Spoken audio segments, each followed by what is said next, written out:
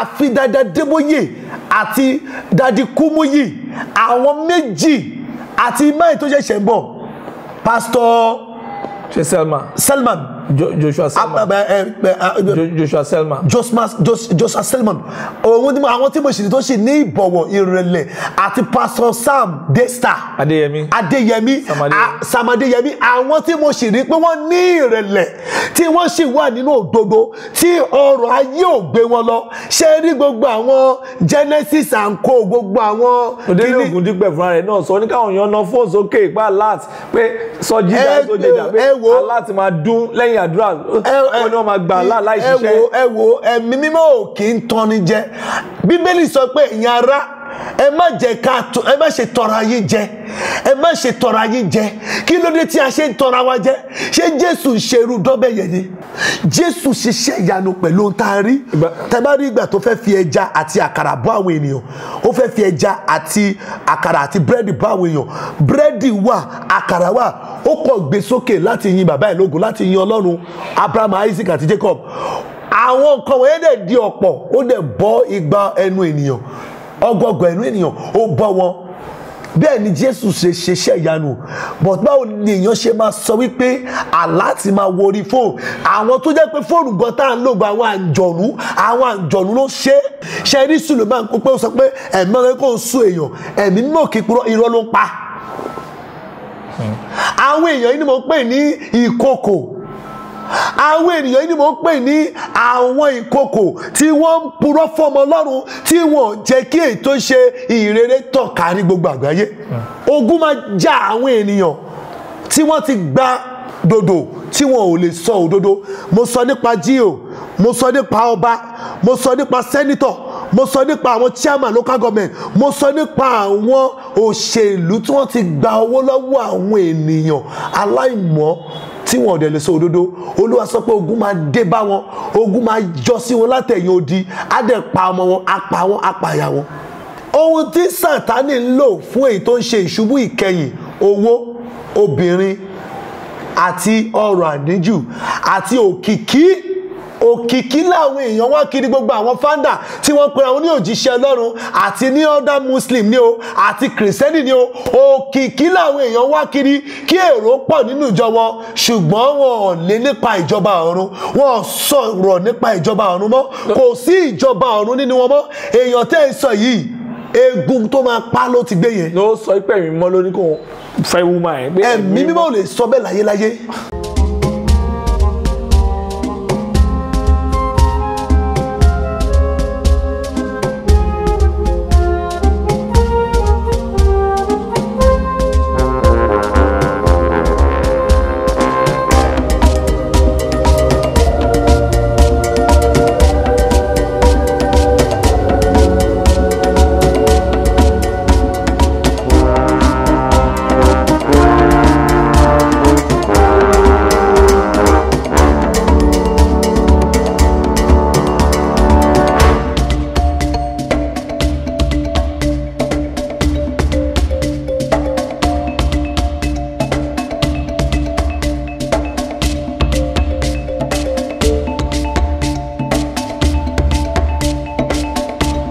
How God is going to disgrace fake pastors in year 2021 by Pastor Sam Omodele.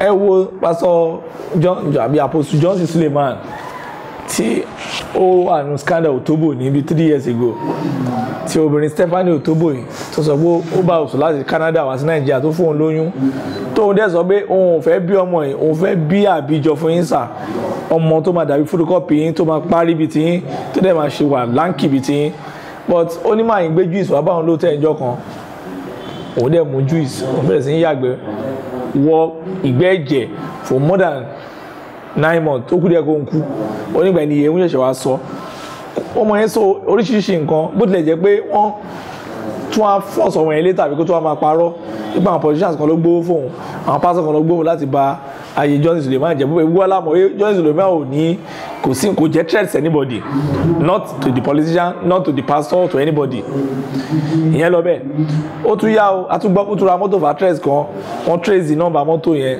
ìgbà tó yá ó tún sáré lọ sanwó wọ́n tún pa owó kíní ẹ̀rẹ́ kúrò ní registration office actress ẹ̀ ń gbé nínú estate tí ó jìnnà sí wa yìí Arówójọbẹ̀ estate ní Maryland, you know, now ìyẹn tún lọ bẹ́ẹ̀ ó tún yá ń sìn pásítọ̀ ẹ̀ tún jáde níyà yìí pé ó gba ìyàwó ìyẹn pásítọ̀ Mike Davis, ìyẹn ti ń ṣiṣẹ́ lọ́dọ̀ ẹ̀ for the past 15 years láti 2006, ojú ẹ̀ ló ti fẹ́ ìyàwó yẹn, bọ̀ ní pé ìyàwó ti máa ń sọ fún òun tẹ́lẹ̀ pé dáàdì ń ṣe sóhun, dáàdì máa ń ṣe sóhun, dáàdì máa ń ṣe sóhun, kò wá pẹ́ ìgbà tó di pé bóyá ọkọ disturb òun, ó promote ọkọ kúrò ní Benin, ó gbé lọ sí Ọ̀ṣun pé kó lọ máa handle church, ó wá kí ìyàwó wà pẹ̀lú òun pé sísí ìyàwó ṣiṣẹ́ pẹ̀lẹ́ ń tiẹ̀ ní ìrù ẹ̀pẹ̀ pé àwọn jọ máa dá YouTube channel kan lẹ̀ bí ìyàwó yẹn máa help òun.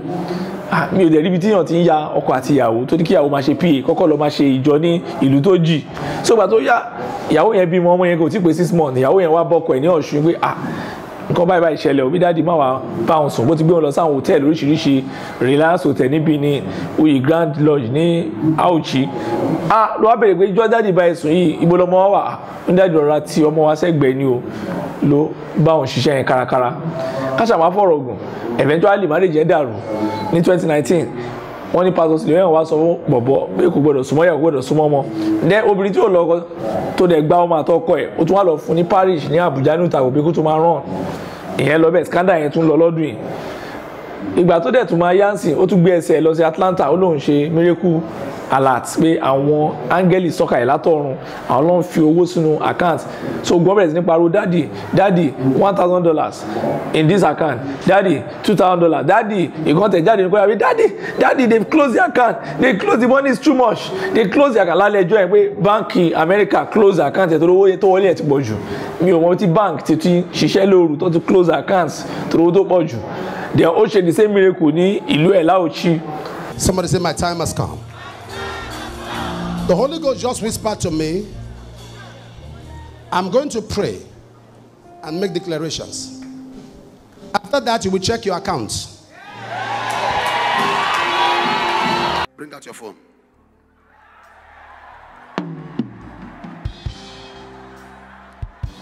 Lift it, lift it, lift it. Lift it. If you want to check your phones, you can do that. You want to. Right now, you are going to see what will happen. Angels will start depositing money. Right here, right now. And those watching me by television. Pockets, bags. Money will appear in people's bags. Right where you are, I release alerts. Receive miracle alerts.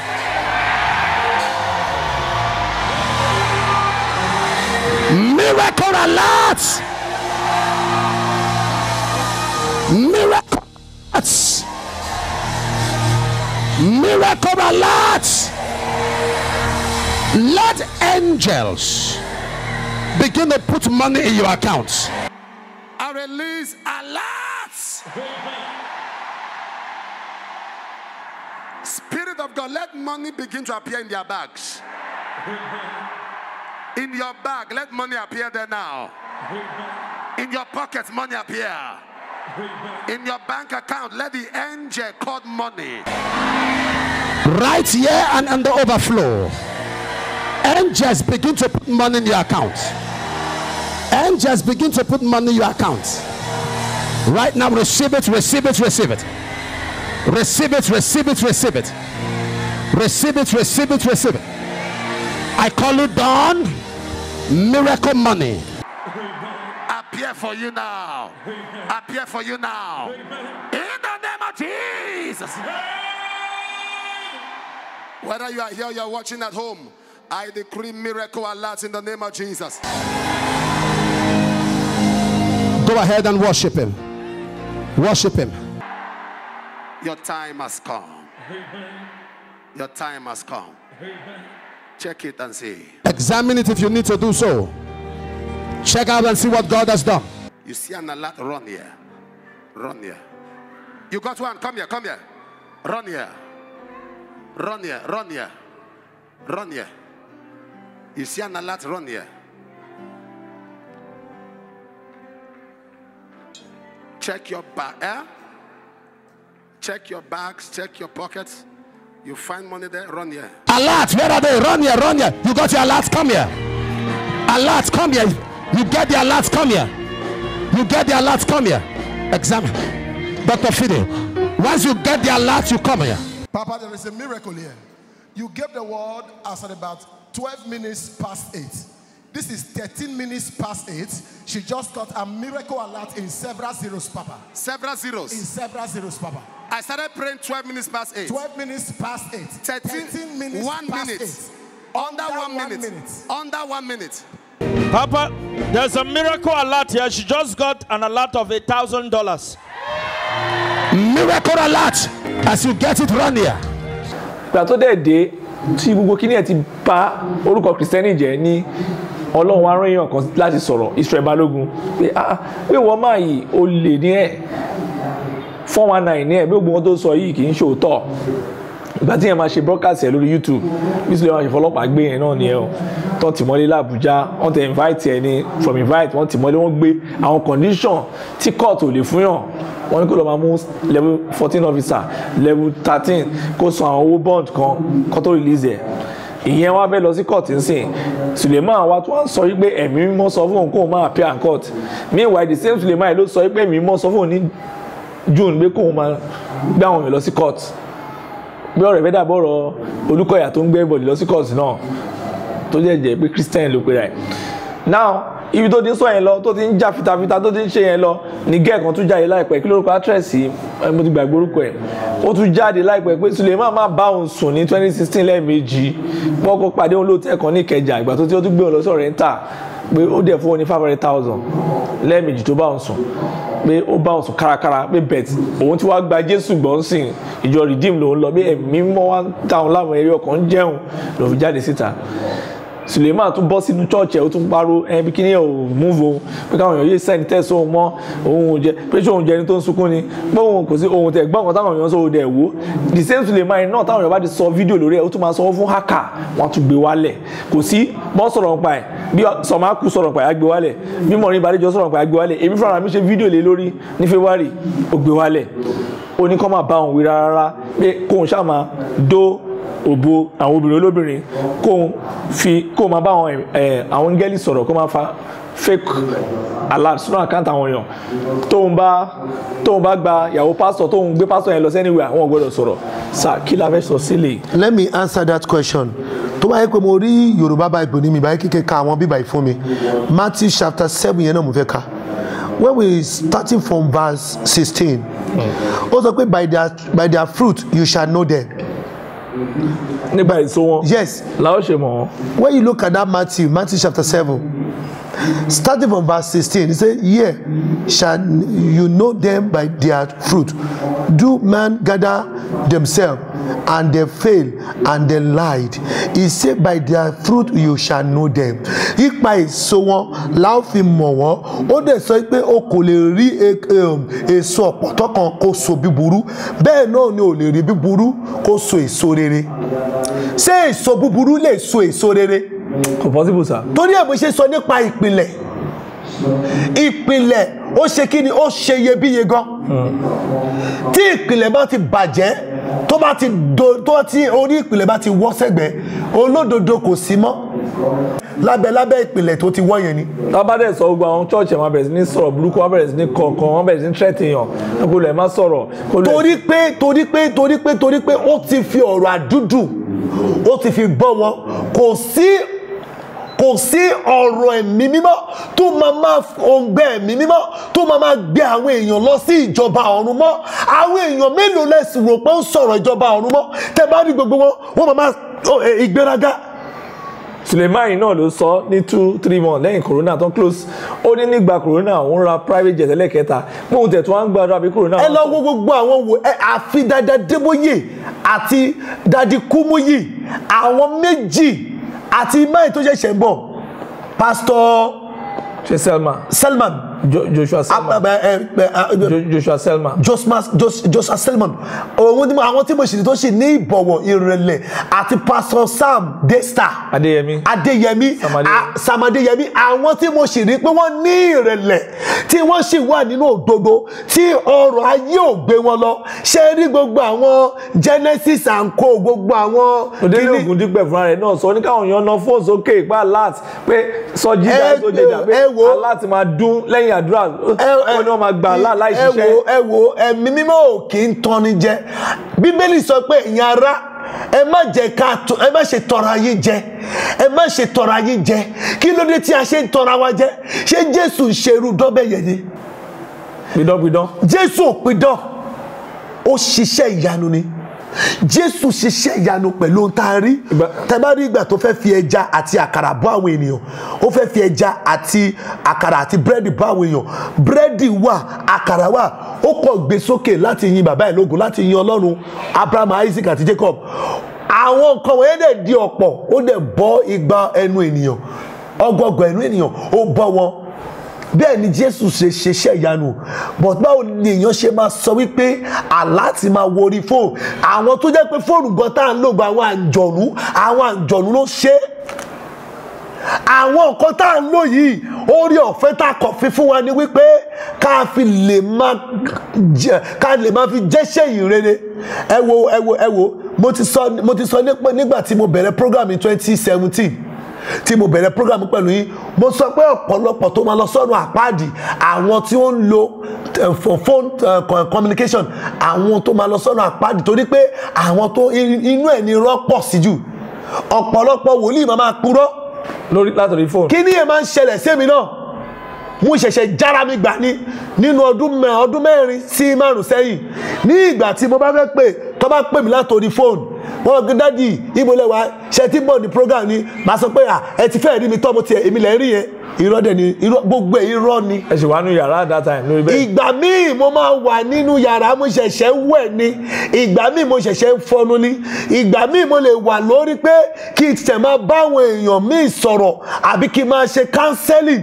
Tí n máa ṣe counseling mo lè máa sùn. Ìgbà míì kí n máa gbàdúrà. Ṣùgbọ́n tí bá ti purọ́ síwájú, báwo lẹ̀mí mímọ́ ṣe fẹ́ rìn? Àwọn òtítọ́ yìí ni àwọn jíò yóò kì í sọ. Wọ́n ẹ wo mo ti ṣubú rí, ó lè padà wá farahàn fáwọn ènìyàn. Mo ti fẹ́ obìnrin kan rí tí marriage yẹn ò work, mo dẹ̀ fi marriage lẹ̀ tí date.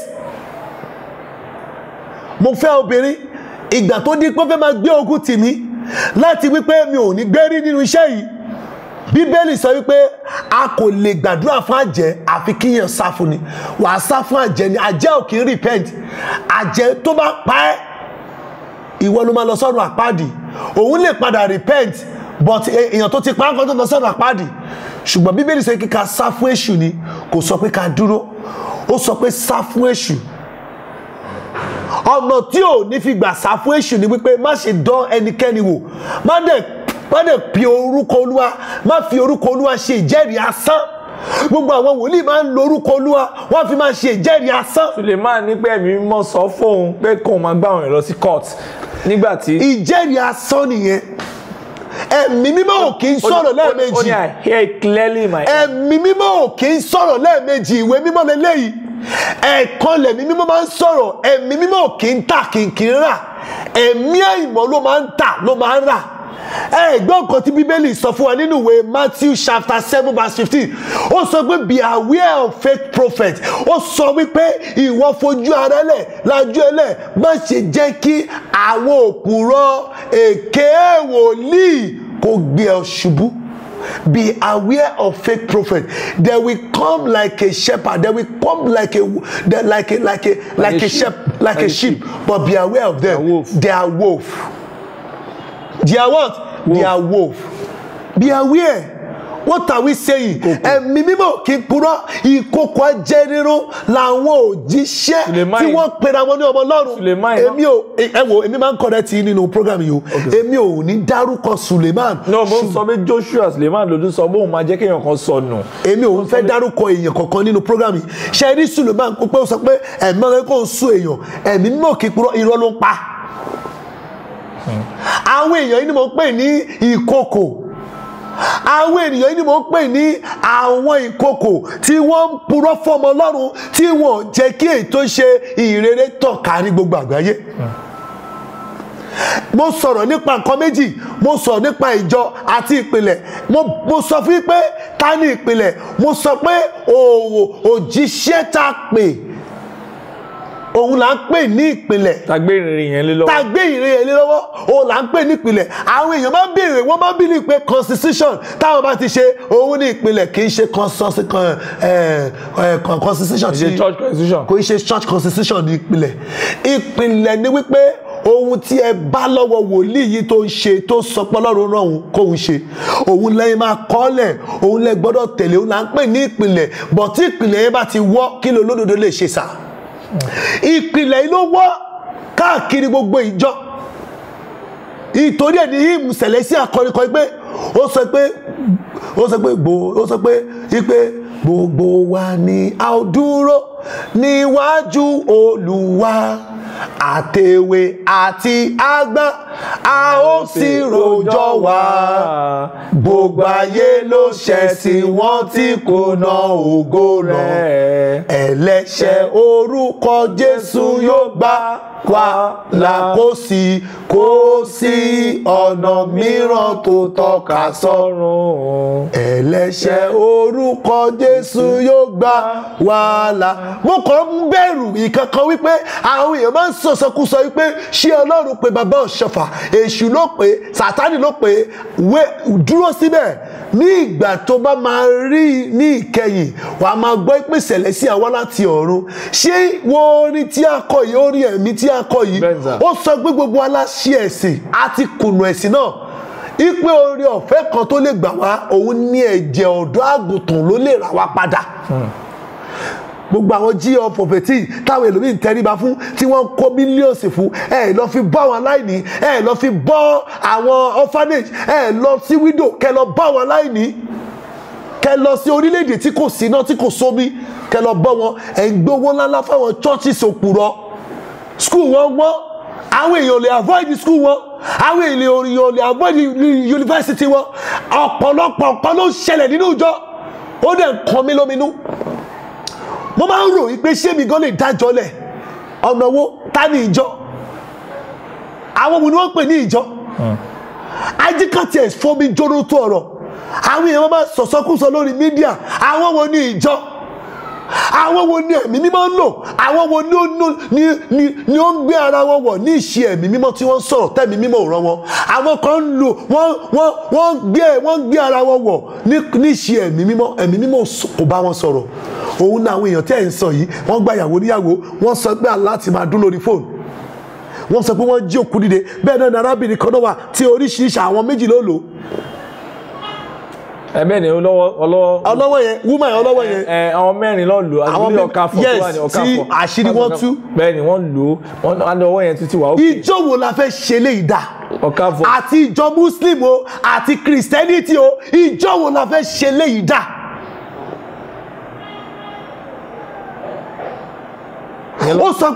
Ó sọ pé ìwọ jẹ́ mímọ́ nítorí pé bàbá rẹ ní ọ̀run ó jẹ́ mímọ́. Ìjọ wo la fẹ́ ṣe léyìí dá? Ẹlòmíì pè mí, ó sọ wípé pásítọ̀ o, mo mọ̀ pé olódodo ni yín o, mo mọ̀ pé Ọlọ́run pè yín lóòótọ́ o, mo mọ̀ pé yín gangan lọ́lọ́run lò lọ́wọ́lọ́wọ́ o. Mo sọ fún wípé wá, kò sí olódodo kan. Ó ní ayé yìí ti wọ́ sẹ́gbẹ̀ kan. Sátánì kiri fún tìjú. Bẹ́ẹ̀ni. Yára wa ìwọ ẹlẹ́ṣẹ̀, ìwọ ẹlẹ́ṣẹ̀ ìráwọ̀ yára wa. Orin hymn Celestial pé orin hymn Celestial làwọn Pentecostal ẹ ti yọ. Orin hymn Celestial òun ni Redeem ti yọ. Mo lè sọ àṣírí fún yín. Orin hymn Celestial làwọn ìjọ Pentecostal ti yọ tó wá upgrade. Wọ́n máa kọ orin English yẹn, wọ́n máa kọ. When you study very, very well, there is a one man used to talk to me. Ó sọ pé ṣé èmi ò mọ̀ pé àwa gangan ni Israeli, wípé àwa aláwọ̀ dúdú ni Israeli. Ẹni ẹ bá mi sọ̀rọ̀ ní àná, kí tó wá sí program ẹni ẹ máa bá mi sọ̀rọ̀ ó sọ pé ṣé mi ò mọ̀ pé àwa gangan ni Israeli wípé àwa gangan ni ẹ̀yà Abrahamu wípé àwa yìí gangan àwa ń tara wa lọ́pọ̀ à ń ṣe ra wa báṣubàṣu wípé ọ̀rọ̀ wa ò yéra wa èdè wa ò yéra wa bẹ́ẹ̀ Yorùbá ni o à ń pe Yorùbá nation ẹ wo Sunday Igboho àwọn tí wọ́n rẹ̀lì sí àwọn ọba tí wọ́n rẹ̀lì sí àwọn náà ni wọ́n tún pe àwọn ajínipa àwọn agbanipa kọ́ lọ pa ẹ rí pé ayé le Olúwa sọ fún mi pé gbogbo wọn ló máa kú gbogbo àwọn ìdí ogun sí bẹ́ẹ̀ ni ẹ lọ kọ́ lọ sí Sunday Igboho sà bẹ́ẹ̀ ni sí Sunday Igboho gbogbo àwọn dìtẹ̀ mọ́ bẹ́ẹ̀ ni Olúwa sọ pé gbogbo ló máa ṣubú Olúwa sọ pé ìkó tó dẹ̀ máa fi bẹ̀rẹ̀ fún wọn máa ní stroke àwọn ọba yẹn ẹ lọ kọ́ ṣe special stroke àbí major stroke sir. special stroke di wọ́n á gbé wọn lọ sí abroad máa kọ̀ wọ́n èyí gbogbo wọn ò ní ní ọ̀nà àbáyọ fún ìkọ̀kọ̀ dẹ̀ tó ń bá mi lẹ́rù tó máa ṣẹlẹ̀ tó dá ti ń rí ọ̀pọ̀ ọ̀nà tó dàbọ̀ ń fi ọ̀pá tẹ̀lẹ̀kú jẹ bọ́ ń sìn ìkọ̀kọ̀ máa ṣẹlẹ̀ sà ìkọ̀kọ̀ máa ṣẹlẹ̀ ṣe rí ogun ò ní ṣẹlẹ̀ ní Nàìjíríà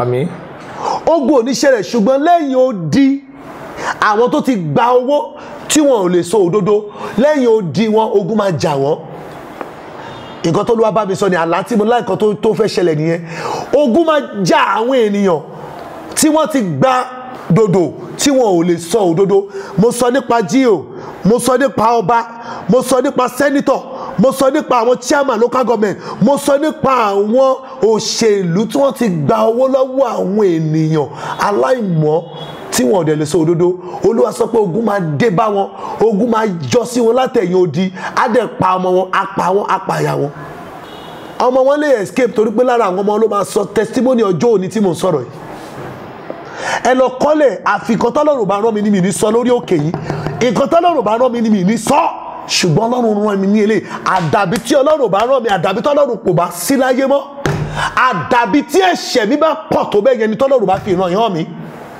ìran tí mo ní láàárọ̀ yìí ẹ̀yin odi ni mo ti rí pé ogun wa ló máa jà àwọn tó ti gba owó tí wọ́n ti ta àwọn ọmọ Ọlọ́run ẹ rí i pé ogun padà já àwọn èèyàn tó dìtẹ̀ sí àwọn ọmọ Ísírẹ́lì ṣe rántí inú ìwé nọ́mbà 24 tí Balak àti Bálámù tó fẹ́ gégùn fún àwọn ọmọ Ísírẹ́lì wọ́n pè wọ́n ní èèyàn jàkọ̀jàkọ̀ àwọn ènìyàn ajagun ṣẹ́gun torí ẹ̀ Bíbélì sọ pé àwájú aṣẹ́gun lọ àwájú aṣẹ́gun lọ nítorí àwa gbẹ́kẹ̀ wálé ọ Jésù àwájú aṣẹ́gun lọ torí ẹ̀ ni mo máa ń kọrin ẹ pé mo ti di aṣẹ́gun lọ ọ̀rọ̀ tí mo ń sọ ọ̀rọ̀ tó dá mi lójú ní gbogbo ìgbà ọ̀rọ̀ tó dá mi lójú mo máa ń sọ nínú ìrẹ̀lẹ̀ àti nínú òdodo mo máa ń sọ nínú ìrékọjá mi nítorí pé mo máa ń ṣọ́ra ṣe mi sọ pé mo pé mi sọ pé òdodo mi mọ́ mo ti sọ fún ẹ pé èmi náà ti ṣubú rí àwọn ìgbéyàwó kan wà tó máa ṣe Ọlọ́run ò sí mẹ́ Ọlọ́run ò wá mẹ́ Ọlọ́run ò fún ẹ ní egun eléegun àwọn ẹlòmíì gbé egun eléegun wọ́n ń pè ní ìhà wọn àwọn wòlíì kan àwọn GO kan àwọn fádà kan wọ́n gbé egun eléegun wọ́n ń gbé kiri wọ́n ò mọ̀ pé ó tó máa ba iṣẹ́ ìránṣẹ́ jẹ́ má wọn lọ́wọ́ tó máa ba ìpìlẹ̀ jẹ́ má wọn lọ́wọ́ òun legun táwọn gbé yẹn. kátẹ̀ tó kúrò lọ́rọ̀ àwọn GO wọ̀nyí ẹ jẹ́ ká sáré wá sọ̀dọ̀ Pastor Adéyọ̀ sí ìsẹ́sì sọ ń gba egun eléegun Pastor Moses Adéyọ̀ church ẹ̀ wà ní Port Harcourt World Bank Ministry World Bank tẹ́ bá fi LC World yẹn wà di World Bank so but ní Port Harcourt yẹn náà tẹ́ bá ti débẹ̀ náà ẹ̀ rí pé church pọ̀ everywhere now máa ń yà ọ̀gàlagbà ni bàbá yìí ọmọ tó jà àkọ́bí ẹ̀gàn ti ń bímọ ọmọ àkọ́bí àti lọ́mọ mẹ́ta ká má sọ ìkejì lójijì lọ́mọ ìjọ yìí òun àti ìyàwó ẹ̀ wọ́n jọ wọ ìjọ òun àti ìyàwó ẹ̀ ti fẹ́ra wọn for 12 years àwọn náà lọ́mọ méjì ìyàwó ẹ̀ fine orí lùmùlùmù pupa ni Ìgbò ni now but ìgbà tó ń wọnú ìjọ dà pé èdè àìyedè kan wà láàrin tọkọ-tìyàwó but bàbá bá wọn tẹnu ẹ̀ bá wọn paná ẹ̀ wọ́n fi ìyàwó sínú choir as assistant choir mistress then ọkọ náà jẹ́ kan náà òṣìṣẹ́ ìjọ ó jẹ́ partners àwọn tó ń dáwó fún ìgbélékè ìjọ wọ́n fẹ́ ṣe advertisement wọ́n fẹ́ ṣe gbogbo ẹ̀ but ká má fọ̀rọ̀ gùn ìjà ṣàtún wá bẹ́lẹ̀ láàrin tọkọ-tìyàwó lọ́jọ́ kan ìyàwó kan yìí dé sákùrùn lé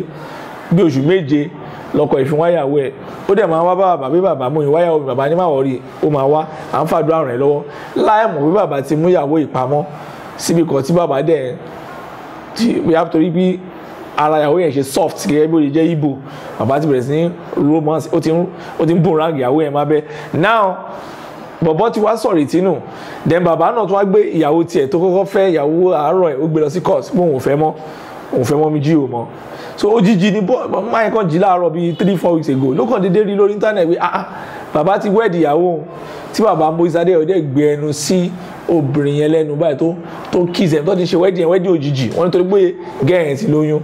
ẹ mọ̀ pé mo sọ fún yín mo sọ pé tí ìpìlẹ̀ bá bàjẹ́ kí lódodo lè ṣe tí ìpìlẹ̀ bá ti wọ́ ṣẹ́dírí ẹ ò bí ohun tí Sátánì ń lò fún èyí tó ń ṣe ìṣubú ìkẹyìn owó obìnrin àti ọrọ̀ àníjù àti òkìkí làwọn èèyàn wá kiri gbogbo àwọn fáńdà tí wọ́n pe àwọn ní òjíṣẹ́ Ọlọ́run àti ní other Muslim ní o àti kìrìsìtẹ́nì ní o òkìkí làwọn èèyàn wá kiri kí èrò pọ̀ nínú ìjọ wọn ṣùgbọ́n wọn ò lè nípa ìjọba ọ̀run wọn ò sọ̀rọ̀ nípa ìjọba ọ̀run mọ́ kò sí ìjọba ọ̀run nínú wọn mọ́ èèyàn tẹ́ ń sọ yìí egun tó máa pa ló ti gbé yẹn. ló sọ pé ẹ̀mí mímọ́ ló ní kó fẹ́ wúmọ̀ ẹ̀. ẹ̀mí mímọ́ ò lè sọ bẹ́ẹ̀ láyéláyé.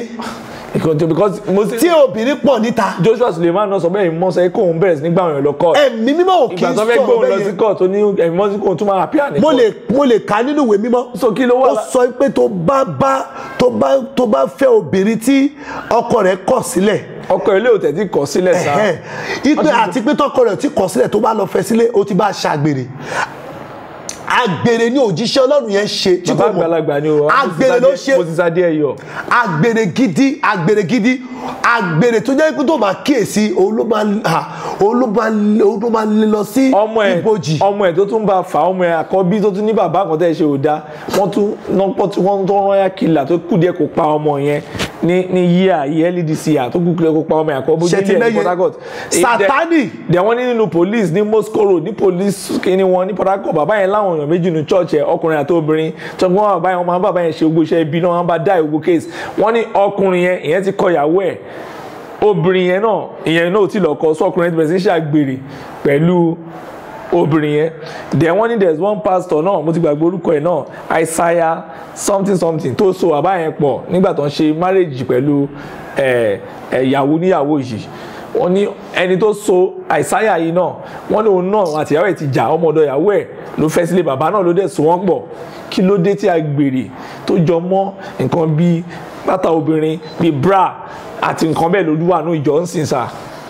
ẹ jẹ́ kí n ka Isaiah chapter 59 fún yín. ó rú mi lójú ni sà o. Isaiah chapter 59 tẹ́ bá mọ̀ nǹkan tó wà ń bẹ̀ ó sọ pé ẹnu àwọn èèyàn sọ èké jáde.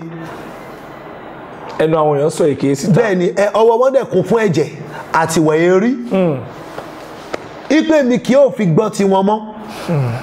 ó kọ́kọ́ bẹ̀rẹ̀ láti ìwé Isaiah chapter 59 verse 1 ó sọ pé tí Olúwa wúwo láti má lè gbọ́ tiwa o bẹ́ẹ̀ ni ọkàn rẹ̀ kò wúwo láti má lè gbọ́ ó sọ pé ṣùgbọ́n ẹ̀ṣẹ̀ wa ń kán ó ti mú ya ojú rẹ̀ kúrò ní ọ̀dọ̀ wa kí ó fi gbọ́ ó sọ pé nítorí pé ẹni wá sọ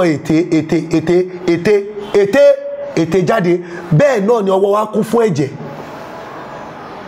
ó wá sọ pé àwa ń dájọ́ òdodo fún ara wa. àwọn ènìyàn tó pera wọn ní sókọjì wọ́n ń dá ẹjọ́ òdodo nínú ẹ̀ṣẹ̀. ẹ wo ilé tó fẹ́ kidnap yín gbà yín sìn lórí pé àwọn èèyàn ń sọ òótọ́ fún ẹ fall and die o fẹ́ tí wọ́n wọlé wàá gbé wọn lọ sí court bí ó sọ èèyàn ní orílẹ̀-èdè bíi mẹ́rin odidi gio tó dẹ̀ máa sọ̀rọ̀ wẹ́rẹ́wẹ́rẹ́ bíi ọmọ ọlọ́run tó ló ń ṣe ìwé yẹn gan àdìsíkọ́ àbí ọkọ̀ gan ló ń kọ́ ọkàn lo ghostwriter láti kọ́ náà ṣe ni kò dẹ̀ ní doctor ni oníwọ̀ man of God irú àwọn nǹkan wọ̀nyí jẹ́. ṣẹ́tìrì nǹkan tí mo kọ̀ rí nínú end time ministry ni ìfẹ́kúfẹ́ owó òkìkí ọ̀pọ̀ ọ̀rọ̀ náà ń sọ wọ́n ń sọ̀rọ̀ bọ̀ tí wọ́n ń yọ láti inú ìwé mímọ́ mọ́ ẹ lọ wọ́ọ̀tì gbogbo àwọn òjíṣẹ́ ọlọ́run wọn kì í lo ọ̀rọ̀ ọlọ́run. Tẹ bá ń wo àwọn àpọ́stólì ayé àtijọ́ yẹn gbogbo nǹkan tí wọ́n máa sọ nínú ọ̀rọ̀ ọlọ́run máa ń pọ̀ ju ọ̀rọ̀ tó bá ń sọ lọ. Bíbélì àbí. Bẹ́ẹ̀ ni tẹ bá rí gbogbo àwọn òjíṣẹ́ ọlọ́run ní ìgbà yẹn tó bá ń sọ̀rọ̀ ọlọ́run dẹ̀ máa pòǹgbẹ fún ìwà mímọ́ kán tó sọ ọ̀rọ̀ márùn wọ́n ti fi ọ̀rọ̀ ọlọ́run sí, kán tó sọ ọ̀rọ̀ méjì wọ́n ti fi ọ̀rọ̀ ọlọ́run sí. Ẹ lọ wo ìjọ ọlọ́run lẹ́yìn wọ́n kàn máa to sórí lọ, wọ́n máa sọ ìtàn lọ, ìtàn pé mo ra pléènì, ìtàn pé mo kọ́ ilé, ìtàn pé ẹnìkan ṣe ìyàwó. Ẹ gbọ́ ni ó sọ pé tí òun máa ń bọ̀ ipe gbogbo àwọn èèyàn wọ́n bẹ̀rẹ̀ sí máa ṣe patí, wọ́n máa ṣe oríṣiríṣi, wọ́n máa tà, wọ́n máa rà. Ipe ìgbà yẹn ni ọmọ ọlọ́run yóò ṣe kíni, yóò farahàn. Akọ̀yọ̀ sọ lójijì. Ayọ̀ lójú ọ̀run. And he said that when I'm about to come, they will be married, they will be doing fertility, they will be doing manners of things. He said the Son of Man will appear in the sky. And when the Son of Man has appeared, he said there shall be judgment immediately. There will not be mercy again. Mercy will supersede because mercy will not show up again. Mercy in himself is a comforter that God tells us in the book of John 16. He reminds us the comforter he sent to us in the book of John 16. He said, if I don't go to prepare a place for you, you will not be with me in where I'm going to be. And he even said to disciple, he said, I am going. He does not ask me where I'm going. And disciple said, where are you going? He said, I am going to prepare a place for you. And disciples asked Jesus again, where you go?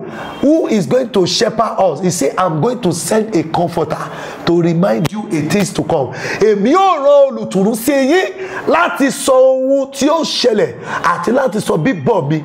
Olùtùnú ló ń sọ̀rọ̀ fún wa, kì í ṣe Elédùmarè o. Mo ti sọ nínú program táwọn èèyàn máa ń sọ pé mo gbọ́ ohùn Ọlọ́run. Tó bá lóòótọ́ èèyàn máa ń gbọ́ ohùn Ọlọ́run, tí èèyàn bá máa gbọ́ ohùn Ọlọ́run, Ọlọ́run ò kì í sọ̀rọ̀ lẹ́ẹ̀mẹ́ta. Ọlọ́run máa ń sọ̀rọ̀ pé ó máa sọ̀rọ̀ ni. Ẹ wò gbà tọ́lọ́run fẹ́ bá Mósè sọ̀rọ̀. Ọlọ́run sọ pé Moses sọ pé who is that? Moses sọ pé who is that? And God said, off your slippers, because this place you are, it shall be called my what? Holy land. My holy land. And Moses still queried God. He said, I don't know you. And God said to Moses, when you look at the book of Exodus chapter 3, that's where I find the message. When you start from verse 2, verse 3, verse 1, verse 5, verse 6, verse 7, and even verse 6 says, Moses asked God. He said, Moses said to God, he said, what is your name? And God himself appeared to Moses like a flame of fire. He said, my name is I am that I am. When God appear, you will notice that God appear. Ọlọ́run máa lálẹ́ kọjá lọ ni. Ọlọ́run ò dẹ̀ kí n lálẹ́ kọjá kẹ́ má rí àmì. Ọlọ́run lálẹ́ nígbà tó Ọlọ́run máa pe ìjọ mímọ́, there was a sign. When God called Múléwọ̀ Ọ̀ṣọ́fà, there was a rainbow. Papa SBJ. Baba SBJ Ọ̀ṣọ́fà. The man lost in the bush. Ó sọnù nínú igbó agijù. Agọ̀gẹ̀. Ó sọnù nínú igbó agọ̀gẹ̀ nínú igbó agijù ní 1947. Ó sọnù. Ìjì gbé sọnù. Ṣùgbọ́n gbà tí ìjì yẹn máa dá padà, á dá padà pẹ̀lú agbára. Àwọn wo ni a sọnù nínú ìgbàgbọ́? Àwọn wo ni ẹ̀mí mímọ́? Àwọn wo la fọ́ lójú nínú ẹ̀mí mímọ́? Ìgbà tá a máa la ojú wọn, wọ́n padà jẹ́ ohun èlò fún Ọlọ́run.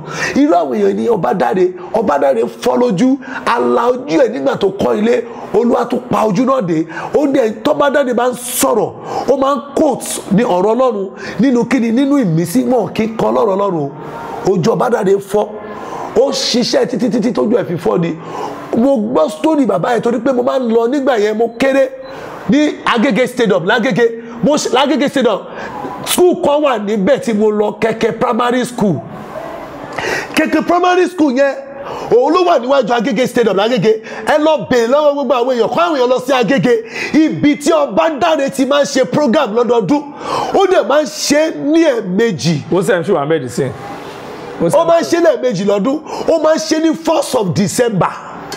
ó dẹ̀ máa ń ṣe ẹlẹ́kejì ó máa ń ṣe first one ní 1st of January 13 ó dẹ̀ máa ń ṣe second program ní 1st of December. Program yẹn máa jẹ́ fún just only 7 days. Ẹ lè ní bàbá yẹn kó ṣe 14 days program. Bàbá yẹn máa ṣe tọkàntọkàn, ó máa wà nínú àwẹ̀. Àwọn yẹn ń sọ̀rọ̀ nípa owó, wọn kì í sọ̀rọ̀ nípa ní pléènì.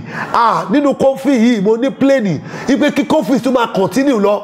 Wo ibi tí ọmọ Ọlọ́run ti ń sọ̀rọ̀ pé kí kófì kó tún máa continue lọ, ipe inú ẹ̀ lòun ti ń ṣe rere. Ó bá mi lẹ́rù, ó bá yàn. Àwọn èèyàn bẹ́ẹ̀ yẹn they are just instrument of the devil. Wọ́n jẹ́ ohun èlò fún Sátánì. Ọlọ́run ló pè wọ́n ṣùgbọ́n wọn ò kíyèsí, wọ́n wá ti jẹ́ ohun èlò fún Sátánì. Ibẹ̀ ni mo sọ wípé tí ìpìlẹ̀ bá bàjẹ́ kí lódodo lè ṣe? Ta ni ìpìlẹ̀? Ta ni ìjọ? Ṣẹ́pà tá a rán níṣẹ́ òun ní ìpìlẹ̀. Ìjọ ni àwọn ènìyàn tó wà ńbẹ̀. Ká má máa ṣí gbogbo ẹ̀ mọ́ ẹlòmíràn sọ pé cathedral òun ní ìjọ. Ẹ má kúrò nínú ìjọ yìí. Ènìyàn ní ìjọ. Tí ò bá sí ènìyàn ní abẹ́ wọn, ta ni wọ́n fẹ́ máa gbá, ta ni wọ́n fẹ́ máa dupe, ta ni wọ́n fẹ́ máa fọ́nmà náà.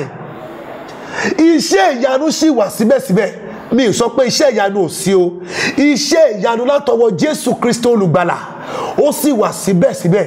Tolúpọ̀ tún sọ fún ẹ pé ọmọ kékeré wọ́n máa prophesy, àgbàlagbà máa ríran wípé they are going to be tongues and what? And prophecy. They are going to be a dream. He said children will dream. He said young will prophesy. He said the old one they will see vision and they will come to pass. I don't say that there is not those things. They are still working, but not that they should be faking the name of God to people. Who are we fool? Ta là ń tàn? Àwọn wo là ń tàn gan? Ó sọ pé erùpẹ̀ ni wá, àwa yóò padà di erùpẹ̀. Erùpẹ̀ ń tọ́ra rẹ̀. Erùpẹ̀ àti erùpẹ̀ ń tọ́ra wọn. Ìjọ kan náà ni gbogbo ẹ̀ yóò dópin. Ṣùgbọ́n fún àwọn tó fẹ́ fàyè wọn fún Jésù, mo fi àmọ̀ràn sọ fún yín, mo fi àkókò ìsọ fún yín nígbà tẹ́ bá fẹ́ fàyè yín fún Jésù. Tẹ́ bá fẹ́ fàyè fún Jésù Kristi olùgbàlà, ẹ sọ báyìí pẹ̀lú mi nípa ìjẹ́wọ́ ìgbàgbọ́. Ẹ jẹ́ ká jọ ṣe ìjẹ́wọ́ ìgbàgbọ́ tọkàntọkàn. 1 2 go. Bàbá wa tí ń bẹ ní ọ̀run, ká bọ̀wọ̀ forúkọ mímọ́ rẹ. Kí ìjọba rẹ dé. Ìfẹ́ tí ẹni ká ṣe ní ayé bí wọ́n ti ṣe ní ọ̀run. Fún wa ní òjòjò wa lónìí. Dárí ẹ̀ṣẹ̀ wa jì wá bí a ti ń dáríjì àwọn tó ṣẹ̀ wá. Ẹ má fà wá sínú ìdánwò. Ẹ gbà wá lọ́wọ́ bìlísì. Torí ìjọba ni tiyín, agbára ni tiyín, ògo ni tiyín, láíláí. Àmín. Àdúrà yìí ni Olúwa sọ kí ká máa gbà. Òun ni àdúrà tó tọ̀nà sí ìjọba ọ̀run àti sí ìgbàlà aráyé. Ẹ máa rí nínú ìwé Mark chapter 6. Mark chapter 6 starting from verse 9. Ó wà nínú ìwé Mark chapter 6 verse 9 and 10, 11 I think so. Ẹ lọ máa kà ní gbogbo gbà láti lè máa fi ronúpìwàdà. And Psalm 51 náà dẹ̀ wà mẹ́ẹ̀, Psalm 5:1 láti máa tọrọ rẹ̀ àdíjẹ́ ẹ̀ṣẹ̀ fún ìrònúpìwàdà. Fún ẹni tó bá tó fẹ́ fayé ẹ̀ fún Jésù tí ò bá rí mi láti bá sọ̀rọ̀, mo fẹ́ sọ fún ẹ pé o lè lo Rome chapter 10 verse 9 to 10. O lè fi ronúpìwàdà láti padà sí inú ìgbàlà òtítọ́. Mo fẹ́ sọ fún ẹ lónìí tó bá fẹ́ jọ̀wọ́ ayé ẹ̀ fún Jésù, tó dẹ̀ fẹ́ kúrò nínú ẹ̀ṣẹ̀, tó fẹ́ rí Jésù ní àwọn sánmọ̀. Ó sọ pé gbogbo ojú ni yóò rí Jésù tó bá dé. Tó bá fẹ́ bá Jésù jọba, tí o bá ti rí pé kò sí ẹ̀mí mímọ́ nínú ìjọ tó lọ, àbí ìjọ tó bá lọ tó bá rí pé kò sí ọ̀rọ̀ tó jẹ́ kí ọkàn ẹ padà sínú ìwà mímọ́, àbí kí ọkàn ẹ máa pòǹgbẹ ìjọba ọ̀run, tètè ya sàsálà fún ẹ̀mí ara rẹ. Tó bá dẹ̀ lọ sí ìjọ Ọlọ́run tó bá ń ṣe ìsọjí, àbí tó bá ń ṣe program tí orí ẹ̀ ò bá kí ń wú nínú ìsìn, tí wọ́n yin Olúwa, orí ẹ̀ ò wú, ẹ̀mí mímọ́ ò rìn, àbí ò gbọ́ ohun ẹ̀mí mímọ́, sàsálà fún ẹ̀mí ara ẹ. Kò ṣe nípa ọ̀gọ̀rẹ́ ọ̀pọ̀ ènìyàn ni Ọlọ́run wò fún ìjọba ọ̀run àti fún àkókò ìjọba ọ̀run, bí kì í ṣe pé ọ̀pọ̀ la pè, ṣùgbọ́n díẹ̀ la máa rí. Ṣùgbọ́n mo gbàdúrà fún àwọn tó ń gbọ́ mi àtàwọn tó ń gbọ́ mi ní Nàìjíríà àti lókè òkun ní gbogbo àgbáyé, lórúkọ Jésù a ò ní pàdánù ìjọba ọ̀run. Mo wá gbàdúrà lórúkọ Jésù fún gbogbo ẹ̀yin tẹ́ fàyè yín fún Jésù. Bíbélì sọ wípé àwọn tó bá gbà mí gbọ́ nínú òdodo wọn ó sì gbàlà. Ó wà nínú ìwé Rome chapter 10 verse 10. ó sọ pé tẹ bá gbàgbọ́ pẹ̀lú ẹnu yín tẹ̀dẹ̀ gbàgbọ́ pé èmi Ọlọ́run Elédùmarè mo jí ọmọ mi dìde nínú sàòkú ẹ̀dẹ̀ gbàgbọ́ nínú igi àgbélébùú àti nínú àjíǹde yìí ẹ̀yin ó sì dẹni ìgbàlà. ẹ̀yin tẹ́ ti fàyè fún Jésù látara program yìí látòdì lọ ó yẹ dẹni ìgbàlà. iṣẹ́ yín lórúkọ Jésù kó di ìgbàlà, ayé yín kó di ìgbàlà, ayé yín kó gba ìwòsàn, ayé yín kó gba ìgbàlà. látòdì lọ ìbẹ̀rù Ọlọ́run kó jọba nínú ayé yín, àtẹ̀mí àti yín ìbẹ̀rù Ọlọ́run kó wọnú ayé wa lọ. lórúkọ Jésù ìjọba ọ̀run kò ní bọ́ sọ̀rọ̀ lọ́wọ́ wa. oore ọ̀fẹ́ láti délé ògo kó wọnú ayé wa lọ. ògo ni fọ́lọ́run lókè ọ̀run. gbogbo ẹ̀mí ara, àwọn ẹ̀mí ara máa ń jẹ́ kí èèyàn sọ ẹ̀mí mímọ́ nù ni. gbogbo ẹ̀mí ara láyé gbogbo àwọn jíò tá a mọ̀ tó ti sọnù, tó ti lọ sínú ayé, tó ti fi ìfẹ́kúfẹ́, tó ti fi owó, tó ti jẹ́ kí owó ra ẹ̀mí mímọ́ lọ́wọ́ wọn, ó yá kí Olúwa kó rà wọ́n padà. a gbàdúrà fún gbogbo àwọn jíò tó ti sọnù sínú ayé, Olúwa fàánú gbà wọ́n padà. àtẹ̀mí náà tí mo sọ̀rọ̀ èmi náà ní padà sínú ayé o. oore ọ̀fẹ́ láti dé ìjọba ọ̀run Olúwa fi fún gbogbo wa. àwọn tó wà ní behind the camera àti Mr. Sunday Asabi TV, mo gbàdúrà fún yín lórúkọ Jésù, ẹ̀yin náà ní pàdánù. ibi tẹ́ bá kù sí Olúwa kó tún yín ṣe. àánú Ọlọ́run kó wá wa rí. ògo ni fọ́lọ́run lókè ọ̀run. Jésù Olúwa àti olùgbàlà wa. àmín àmín àmín lórúkọ Jésù. àlàáfíà fún yín o. peace. ká dúpẹ́ ní ọwọ́ Ọlọ́run tó jẹ́ kí bàbá wa kó tún fún wa ní oore ọ̀fẹ́ láti sọ̀rọ̀, because ìdí tá a ṣe rí wọn náà ni àwọn náà lọ sọ ní March nínú prophets wọn tẹ́ bá lọ wò wọ́n ní a lot of fake GOs will be disgraced in year 2021. oríṣiríṣi àwọn wòlíì lọ jíṣẹ́, àtàwọn àgbà wòlíì, àtàwọn tí Ọlọ́run fún ní oore ọ̀fẹ́ láti sọ̀rọ̀ nínú ẹ̀mí bíi ti àwọn pásítọ̀ Sam Yedidiah Ọmọdélé. a dúpẹ́ lọ́wọ́ Ọlọ́run, àwọn ọ̀rọ̀ pọ̀ tá a fẹ́ sọ ṣùgbọ́n wọ́n ti parí pẹ̀lú wá sí wọ́n ti move lọ fún another encounter. wọ́n láwọn a lot of engagements lórí phone àti àwọn tó fẹ́ rí wọn títí di àsìkò tá a tó máa rí wọn bá sọ̀rọ̀. ẹ jọ̀wọ́ ẹ jẹ́ kí òtítọ́ kó lékè, ẹ wá ìjọ tó dára láti lọ. tí wọ́n fẹ́ bá bàbá sọ̀rọ̀ náà àwọn fóònù ọmọ wà bẹ́ẹ̀, ẹ fẹ́ gbàdúrà, ẹ fẹ́ ìtọ́sọ́nà, Ọlọ́run á máa kó gbogbo ayọ̀, Ọlọ́run á ràn wá lọ́wọ́, Ọlọ́run ò ní padà lẹ́yìn wa títí ìgbà tá a tó máa rí yín. ó dàbọ̀.